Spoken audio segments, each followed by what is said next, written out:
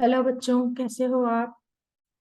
Chemical properties metals की मैं आपको पहले ही पूरी वीडियो दे चुकी हूँ, लेकिन आज आपके अपने इस चैनल में साइफॉक में मैं आपको मेटल्स का रिएक्शन ऑक्सीजन के साथ में बताऊंगी कि कैसे मेटल्स ऑक्सीजन के साथ में रिएक्ट करते हैं। ठीक है। देखो, मेटल्स के बारे में आप लोगों को पता है कि मेटल्स क्या है। मेटल्स वो होते हैं जो कि इलेक्ट्रॉन्स को देते हैं, मतलब कि मेटल्स इलेक्ट्रॉन्स को देने के बाद में आयन बना लेते हैं। अब मेटल्स ऐसे एलिमेंट की तलाश में रहते हैं जो कि उनके आयंस, उनके इलेक्ट्रॉन्स को ले लें। अब उनको जो नजर आता है उनमें एक है ऑक्सीजन। ऑक्सीजन मेटल्स के साथ में बहुत इजीली रिएक्ट करता है, बहुत ही अच्छे तरीके से रिएक्ट करता है। ऑक्सीजन तो चाहते ही ये है कि मेटल उनको इलेक्ट्रॉन्स दे और वो जल्दी से इलेक्ट्रॉन्स को ले ले। ठीक है। तो मेटल्स जब ऑक्सीजन के साथ में रिएक्ट करते हैं तो बनाते हैं ऑक्साइड्स। लगभग सभी मेटल्स ऑक्सीजन के साथ में रिएक्ट करके मेटल ऑक्साइड्स बना लेते हैं। ठीक।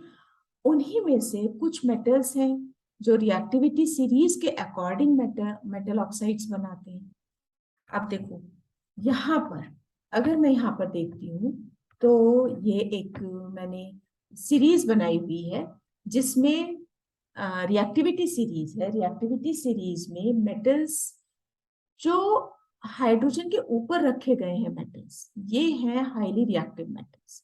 और अगर हम रिएक्टिविटी सीरीज की बात करेंगे तो रिएक्टिविटी सीरीज में जैसे जैसे हम नीचे की तरफ आते हैं मेटल्स की रिएक्टिविटी डिक्रीज होती चली जाती है। इसका मतलब क्या हुआ कि जो सबसे ऊपर मेटल्स रखे हुए हैं ये हाईली रिएक्टिव मेटल्स है, और उसके बाद हम जैसे जैसे नीचे की तरफ आएंगे मेटल्स की रिएक्टिविटी कम होती चली जाएगी।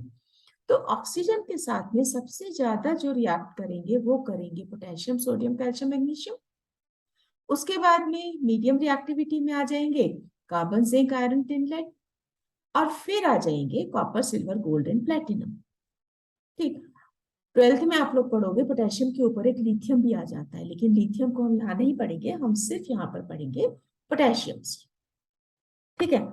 अच्छा, अब देखो, अब अगर हम मैं फिर से इसी स्लाइड पर आ जाती हूँ तो सोडियम ऑक्सीजन के साथ में रिएक्ट करके बना देता है सोडियम ऑक्साइड।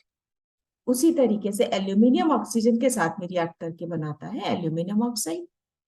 नॉर्मली क्या होता है कि मेटल्स होते हैं basic oxides. Basic oxides metals कैसे होते हैं, हम कैसे प्रूव करेंगे। जब भी मेटल ऑक्साइड वाटर के साथ में रिएक्ट करता है तो बना देता है हाइड्रोक्साइड। अब क्वेश्चन ये आता है कि हाइड्रोक्साइड बना कैसे। वाटर तो न्यूट्रल था, लेकिन ये बन गया बेसिक ऑक्साइड, यानी कि बेसिक एल्कली बन गया, सोडियम हाइड्रोक्साइड बन गया। OH आयन कहाँ से आया। भाई देखो, वाटर तो न्यूट्रल है, वाटर की कोई गलती नहीं है इसमें, लेकिन सोडियम ऑक्साइड क्या था, वाटर ये बोलेगा कि भाई मेरे अंदर, मैं तो न्यूट्रल हूं लेकिन मेरे अंदर जिसको भी मिलाया गया वो बेस था। तो इसीलिए जो सोडियम ऑक्साइड है यहाँ पर एक्ट करता है एज बेस। ठीक। उसी तरीके से कुछ ऐसे मेटल्स होते हैं जो कि एम्फोटेरिक ऑक्साइड्स होते हैं, जो कि दोनों ही प्रॉपर्टी शो करते हैं, एसिडिक ऑक्साइड्स की भी और बेसिक ऑक्साइड्स की। उनका मैं अभी बताऊंगी आपको। ज्यादातर मेटल ऑक्साइड्स वाटर में इंसॉल्युबल होते हैं, लेकिन कुछ मेटल्स वाटर में डिसॉल्व होके एल्कली भी बना देते हैं।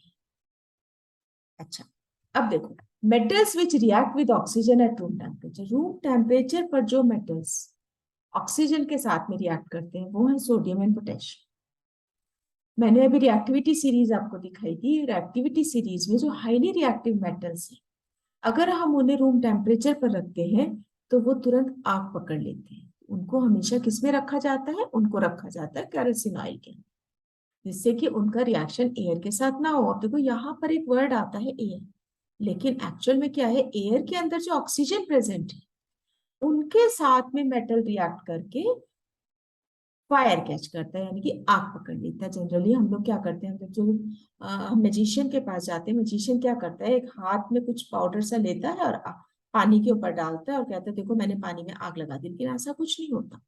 जो साइंस का स्टूडेंट है वो कहेगा कि भाई मैजिशियन भैया, ये आप ऐसा कैसे कह सकते हैं कि पानी में आग आपने लगा दिया, आपने तो हाथ में सोडियम और पोटेशियम रखा हुआ था, आपने पानी के ऊपर डाला और पानी में आग लग गई।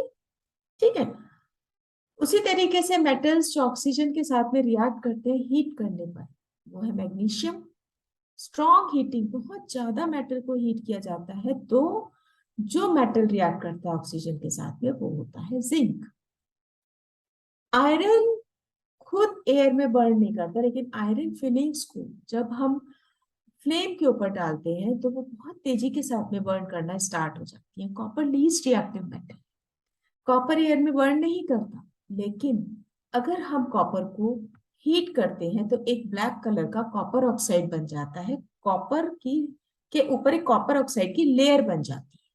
ठीक है।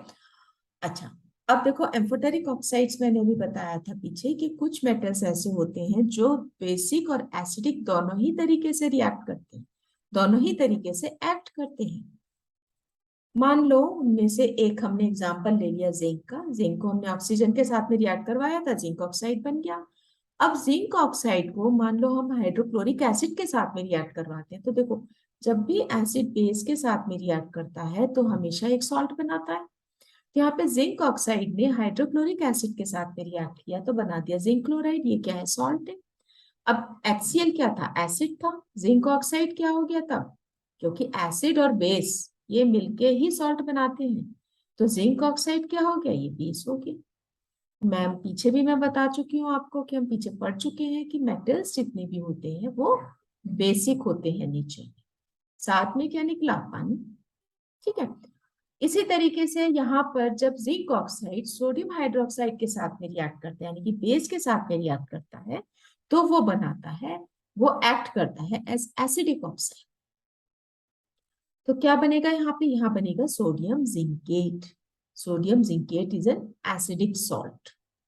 तो ये रिएक्शन जो है जिंक ऑक्साइड की सोडियम हाइड्रोक्साइड के साथ में, जहां पर सोडियम जिंकेट नाम का एक सॉल्ट बना था जो कि एसिडिक है नेचर में, ये बहुत ज्यादा इंपॉर्टेंट रिएक्शन है। एग्जाम में 99% चांसेस होते हैं इस रिएक्शन के आने की। ठीक है।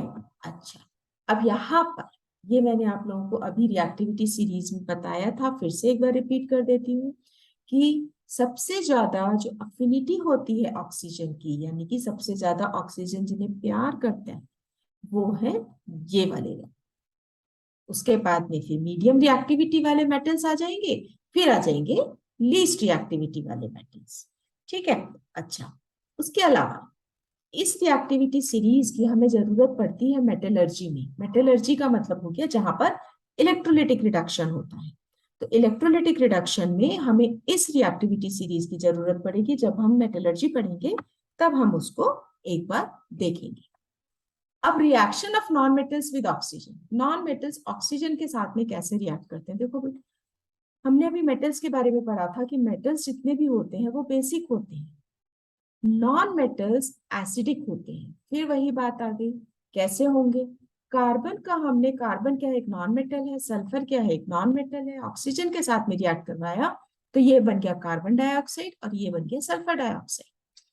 अब अगर हम इस सल्फर डाइऑक्साइड को वाटर में मिक्स करते हैं, अगेन वाटर न्यूट्रल है, वाटर कहेगा भाई मेरी कोई गलती नहीं है, मैं तो न्यूट्रल था, लेकिन मेरे अंदर जिसको भी मिलाया गया वो एसिडिक नेचर में था, तो इसीलिए ये सल्फर डाइऑक्साइड क्या हो गया? ये एसिडिक हो गया।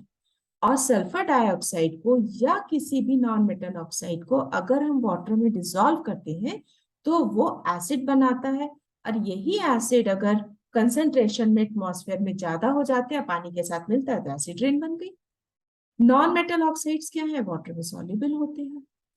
कार्बन मोनोऑक्साइड और H2O2 ये न्यूट्रल ऑक्साइड्स हैं, ये ना तो एसिडिक होते हैं और ना ही बेसिक होते हैं।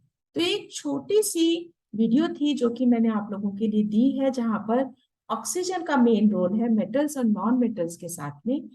आशा है मतलब आप लोगों को अच्छे से समझ आ गया होगा। इन केस कहीं पे कोई प्रॉब्लम आती है, मैसेज बॉक्स में मुझे मैसेज करके आप अपनी क्वेरीज को सेंड कर सकते हैं और मैं आपको उसका पूरा पूरा सोल्यूशन दूंगी।